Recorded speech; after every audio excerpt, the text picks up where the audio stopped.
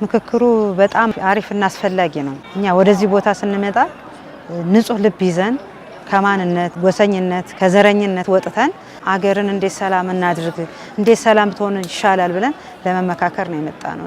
ህዝብ የሚያነሳቸውን ጥያቄዎች ከጠመንጃ ፈሙዝ፣ ከጥላቻ፣ ካርሎ ከተለያዩ ሀገሪቱን ችግር ውስጥ ከሚከቱ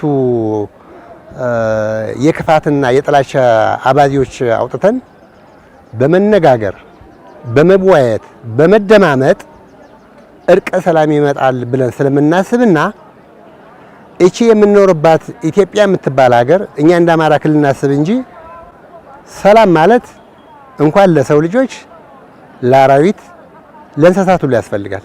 ሰላም የሁላችንም መነሻ ነው። ሰላም የሁላችን መኖሪያ ነው። ሰላም ከሌለ እየኖርን ቀርቶ ሞተን እንኳን ለመቀበር ሰላም ያስፈልገናል። ውይይቶቹ አካታች፣ አሳታፊ እውነትም ለሀገር ውስጥ ያሉትን ችግሮች እንደ አማራ ብቻ እንደ ሀገር መፍትሄ መድኃኒት ናቸው ብዬ አስባለሁ። በዚህ ልክ እየተወያየን ያለን እኒህ ውይይቶቻችን ደግሞ የመጨረሻ መቋጫቸው እውነትም ስለሆኑ በእውነትም እየተነጋገርን ስለሆነ ከሰማይ በታች ያሉትን ነገሮች በሙሉ እያወጣናቸውና እያፈረጥናቸው ስለሆነ እግዚአብሔር ተጨምሮበት መፍትሄ ይሆናል ብዬ አስባለሁ። የማን ፓርቲ፣ የማን ግለሰብ፣ የማን ቡድን ተልዕኮ ይዞ አልመጣም።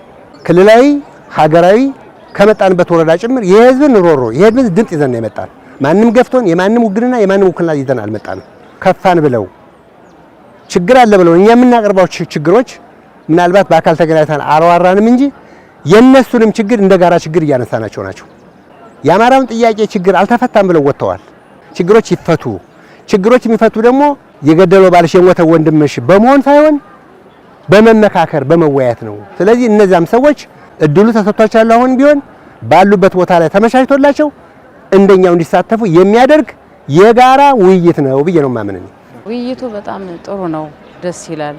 ኢትዮጵያ አንድ ናት። እኛ ስለ አማራ፣ ስለ ትግሬ፣ ስለ ኦሮሞ፣ ስለ ኢትዮጵያ ነው እየተወያየን ያለ። ተጋብተናል፣ ተዋልደናል።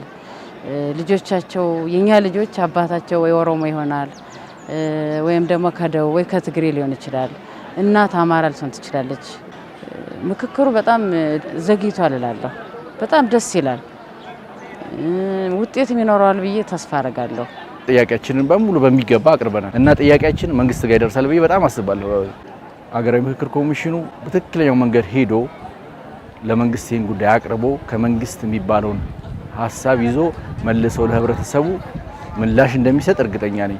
ምክክሩ እጅግ በጣም በጥሩ ሁኔታ እየሄደ ነው ያለው። ይሄ ሀገራዊ ምክክር ኮሚሽን ከማንኛውም የፖለቲካ ወገንተኝነት ነፃ እስከሆነ ድረስ ሰላማዊ እስከሆነ ድረስ ሀሳብን እስካስቀደመ ድረስ ማይሳካበት ምክንያት የለም። ምክክር ሲባል በአንድ ጀንበር የሚሳካ አይደለም። የራሱ ሆነ ሂደት አለ። በጊዜ ሂደት የሚፈቱ ጥያቄዎች አሉ። ስለዚህ ማህበረሰቡ እንደ ማህበረሰብ ሀሳቡን ሰጥቷል፣ አጀንዳውን አስመዝግቧል። ጊዜ ሰጥቶ መጠበቅ ያስፈልጋል ብዬ አምናለሁ። ምክንያቱም በአንድ ጀንበር የሚሆን ነገር ስለሌለ ማለት ነው።